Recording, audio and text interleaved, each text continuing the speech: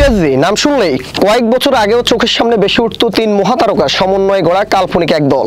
Argentine superstar তথা বিশ্ব ফুটবলের কিংবদন্তি লিওনেল মেসি, ব্রাজিলিয়ান তারকা নেইমার জুনিয়র এবং ফরাসি তারকা কিলিয়ান এমবাপ্পে। তারা একসঙ্গে মাঠে নামলে মনে হতো কোনো কাল্পনিক দল খেলছে, যেন ম্যাচ শুরুর আগেই হেরে বসে থাকতো বিপক্ষ দল। কিন্তু বাস্তবতা ছিল একেবারেই ভিন্ন। বিশ্ব ফুটবলের এই তিন তারকাকে নিয়েও চ্যাম্পিয়ন্স লিগ ফাইনালে যেতে পারেনি ফরাসি জায়ান্ট পিএসজি। বর্তমানে সবাই পিএসজি ছেড়ে আছেন ভিন্ন ভিন্ন ক্লাবে। তাদের অনুপস্থিতিতেই ভাগ্য খুলেছে ফরাসি এই ক্লাবটির।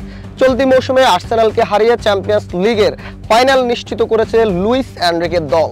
তবে কি অপয়ায় ছিলেন মেসি, নেইমার, এমবাপ্পেরা? আজকের স্পোর্টস অ্যানালিসিসের আলোচনা থাকছে সেটি। সঙ্গে আছে আমি মোহাম্মদ নিলয়।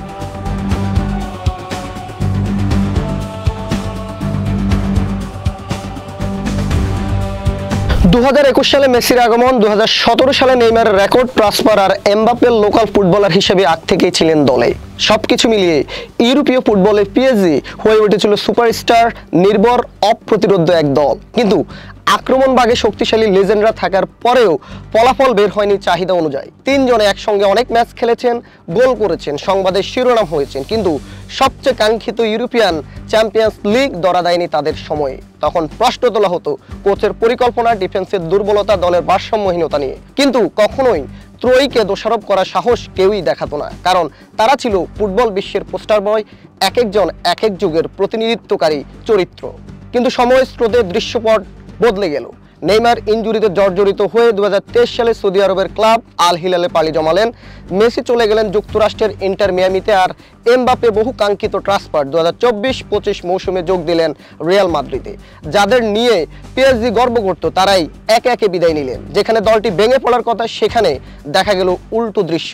তিন ফুটবলারের বিদায়ের পর পিএসজি যেন পূর্ণ জন্ম নিল এক নতুন রূপ, যেখানে দলে নেই কোনো অতি মহাতারকা, নেই কোনো ব্যক্তিগত অহংবোধের কোন্দল, বরং আছে একজাক কর্মঠ, পরিশ্রমী ও কৌশলগত আত্মবিশ্বাসে পরিপূর্ণ খেলোয়াড়, যারা দলের জন্য খেলে, নিজেদের জন্য নয়। কোচ লুইস এনরিকের নেতৃত্বে তৈরি হওয়া এই নতুন পিএসজি দলটি মাঠে নামছে একটি লক্ষ্য নিয়ে। একসঙ্গে লড়ছে, একে অপরকে কভার দিচ্ছে, কোনো একজন নয়, সবাই নায়ক হচ্ছে। আর তারই ফলস্বরূপ তারা এবার চ্যাম্পিয়ন্স লিগের ফাইনালে পৌঁছে গেছে, যেটা মেসি, নেইমার, এমবাপ্পে যুগে কেবল স্বপ্নই ছিল।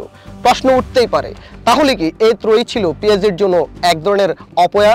বলা যায়, একজন খেলোয়াড় ভালো হলে সেই ম্যাচ জেতাতে পারে, কিন্তু দল জিততে হলে প্রয়োজন দলগত চেষ্টার, সবার সম্মিলিত প্রয়াসের। পিএসজি হয়তো এখন সেই বাস্তবতা বুঝেছে। মেসি, নেইমার, এমবাপ্পে তিনজনেই অসাধারণ, কিন্তু তারা যেন একে অপরের পাশে নিজেদের সবটা দিতে পারেননি। কেউ পেছনে সরে গিয়ে অপরজনকে জায়গা করে দিতে চাননি, বরং সবাই চেয়েছিলেন নায়ক হতে, যার ফলে মাঠে দেখা যেত বিভ্রান্তিকর পাস, অকারণে গোল মিস, আর গুরুত্বপূর্ণ মুহূর্তে জিমিয়ে যাওয়া একটা আক্রমণ বাগ। আর যখন মাঠে তিনজনের মধ্যে কেউ ইনজুরিতে থাকতেন, তখন দলের ছন্দ যেন খানিকটা ফিরে পেত। ত্রয়ী থাকার সময় পিএসজি ছিল এক অল স্টার স্কোয়াড, কিন্তু টিম নয়। আর এখনকার পিএসজি তারকাহীন, কিন্তু টিম হিসেবে তারা অনেক বেশি ভয়ঙ্কর, প্রতিপক্ষের জন্য বিপজ্জনক।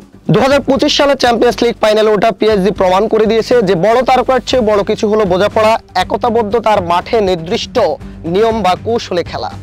আজকে যারা দলে আছেন, Ousmane Dembele, Gonzalo Ramos, Vitinha, Ugarte, Lucas Hernandez, Hakimi, তাদের কেউই হয়তো ব্যালন ডি'অর ফাইনালিস্ট নয়, কিন্তু তারা একে অপরের পাশে খেলেন নির্ভরতার প্রতীক হয়ে, যা ত্রয়ীর সময় দেখা যেত না। আর এখানে হয়তো মেসি, নেইমার, এমবাপ্পের অপূর্ণতা লুকিয়ে আছে। তারা আলাদা করে এক একজন মহাতারকা, কিন্তু একসঙ্গে তারা হতে পারেননি একটি সম্পূর্ণ দল। এক্ষেত্রে পিএসজি হয়তো আজ বুঝে গেছে অতীতের সেই ত্রয়ী ছিল এক ঝলক বজ্রপাত, আলো ছিল, শব্দ ছিল, কিন্তু বাড়ি দ্বারা ছিল না, ফল ছিল না। তাই হয়তো এটা বলার সময় তারাই হয়তো অপয়া ছিল না ইচ্ছাকৃতভাবে, কিন্তু বাস্তবতার দৃষ্টিকোণে তারা পিএসজির ইউরোপিয়ান সাফল্যের পথে বড় একটি বাধা হয়ে দাঁড়িয়েছিল, যার অবসান আজ ক্লাবটি নতুন আশার আলো দেখছে। দর্শক মণ্ডলী, এর সাথে শেষ করছি আজকের স্পোর্টস অ্যানালিসিসের আলোচনাটি। পরবর্তী পর্বটি দেখার আমন্ত্রণ জানিয়ে বিদায় নিচ্ছি আজকে। ভালো থাকবেন, সুস্থ থাকবেন, সবাইকে ধন্যবাদ।